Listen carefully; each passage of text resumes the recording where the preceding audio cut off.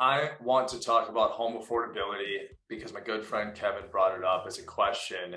And I would really encourage you to tune into yesterday's live stream, either on YouTube or Facebook on MattyB Mortgage's pages, so you can understand why this question came up and have the full context. But I'm going to share my screen and we're going to run through this. And ultimately, I think my other friend Ben Wilkes was spot on with the market really truly is saying that it values home ownership.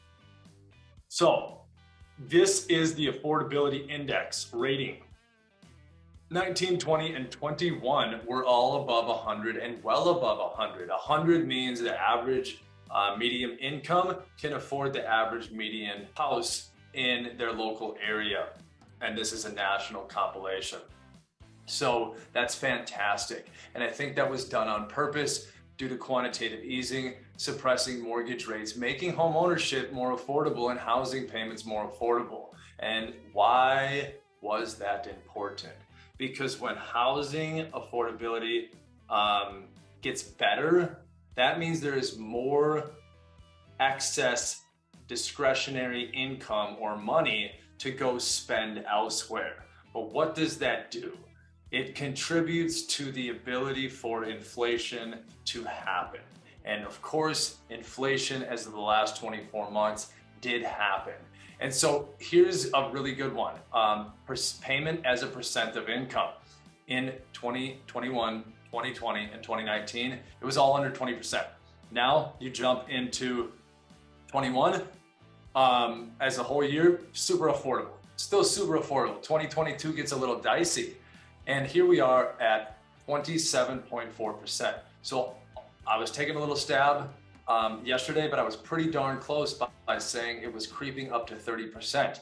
And from what I can tell, it creeped up to 30% in 2006 as well, making it easy to compare these two time periods when in fact they are not comparable. And this metric, I don't find carries much weight. I literally don't like it as something that makes me concerned about today's environment, especially in the Midwest, because check this out, good old Midwest boys and gals, we still today only use 20% on average. And so that makes us the only market in region that is over 100, which is where you would want to be if your housing inventory was considered to be affordable for the median income family to buy the median income home. So we're winning.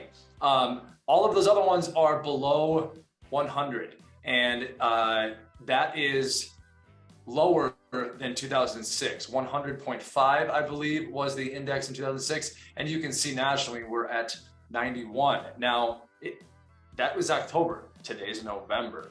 That already changed in a positive direction because the rate environment improved. So here's the government site, and here's the housing affordability index. November 21, 142, 94, 103, August 2022, and then we're back down to 91.2. And the reason why I don't necessarily like this particular metric, if all of the other metrics show stability, is because it's very easy for the market based on interest rate fluctuation to have drastic swings in this. So this is interesting too. Here's the deal.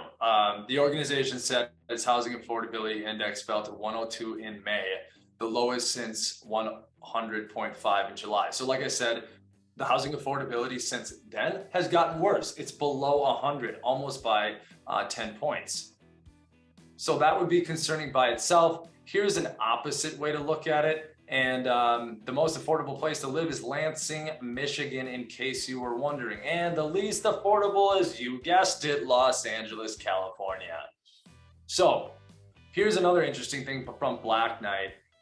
This is where you get into discrepancies on these statistics, and it says here that national payment to income ratio for buyers at an all-time high of 34.1% in 2006. And now it gives right here in March, and mortgage rates well above 5%. The typical buyer's payment to income ratio hit 32.5% as of April, Black Knight said.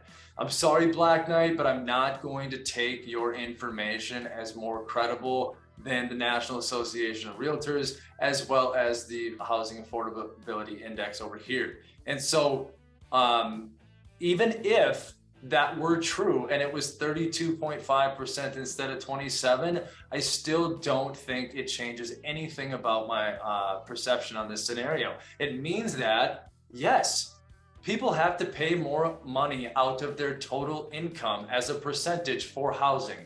And the market says they are willing to do that. And in my opinion, that is because there isn't a lot of options. And so here's another place that you can look, the National Association of Realtors. This is old though, right? So this is all 2021, but let me stop sharing this and just say one final word. I think Ben Wilkes hit it home. At 27% or 20% for your monthly expenses that go to housing in 2022 in October, I don't think that has any validity in stopping the slow and steady appreciation of housing into the future. I still think 3.9% is super achievable. I think interest rates are expected to drop in the next 6 to 9 months, and I think that will continue.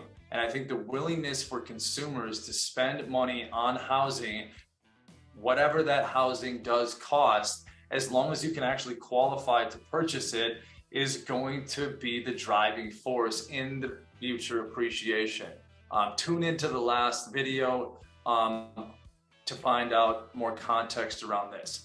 But what I will say is when the housing affordability gets worse for consumers, that looks like it's going to help the housing market and hurt all the other markets. Because just like I said, when housing is more affordable, people spend money elsewhere.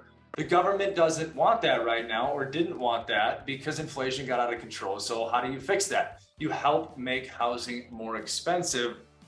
And when people are forced with a choice, they don't give up their housing. They don't choose to not make that payment. They don't choose to put that housing situation at risk. So you'll see credit card debt, consumer debt, car debt, all this debt going absolutely insane because people are making poor decisions. And ultimately, I don't think that's going to fall on housing. I think that's a bummer for the rest of the economy and the rest of the creditors. But I think that housing is going to demand whatever percentage of income and the population is showing today that they are absorbing that fact of reality. And I think they're going to absorb that fact of reality going forward. And then in the not too distant future, I think that housing affordability index will be over 100 as a national statistic, as long as you take out the outliers like Los Angeles and stuff like that. So thank you very much. Feel free to ask questions. Have a fabulous Wednesday and happy holidays.